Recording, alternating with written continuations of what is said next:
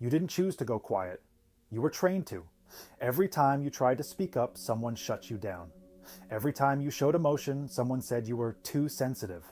So you learned to swallow your voice. You learned that silence was safer than truth. You learned to listen, but not to speak. You became a master of reading rooms, reading moods, reading people. But no one ever read you. You thought being quiet was maturity, but it was fear. You thought staying calm was strength, but it was survival. You learned that speaking up made people uncomfortable. So you started editing yourself before you even opened your mouth. You second-guessed your feelings. You over-explained your pain. You made yourself small to protect others from your truth. You said it's fine when it wasn't. You laughed to avoid crying. You smiled when your heart was breaking. Because honesty had a cost, and you were the one paying it. Now you struggle to ask for what you need. You don't speak until you've rehearsed it 10 times in your head. You downplay your emotions to avoid being a burden. You feel guilty for expressing anything.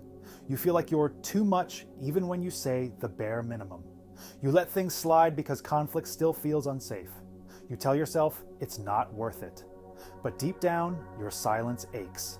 Staying quiet doesn't protect you. It disconnects you from people, from truth, from yourself. Your needs don't disappear when you silence them. Your truth doesn't vanish because you don't say it. It just builds up in your body, in your mind, in your heart, until it shows up as exhaustion, as resentment, as a deep, quiet grief for the version of you that never got to speak. You weren't looking for attention. You were looking for understanding. You weren't being dramatic. You were asking to be heard. You weren't trying to cause problems. You were trying to express your pain. You just wanted someone to say, "That makes sense. I hear you. I'm here." But no one said it. So you stopped trying and called it being low maintenance. Your voice didn't leave you. It was buried under years of shushing, minimizing, and guilt.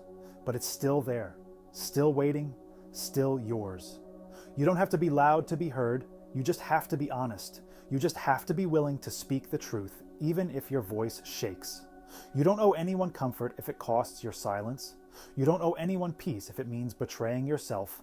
You deserve to be heard, even if they don't understand, even if they walk away. Speaking your truth is an act of healing, not just for you, but for the version of you that stayed quiet for too long.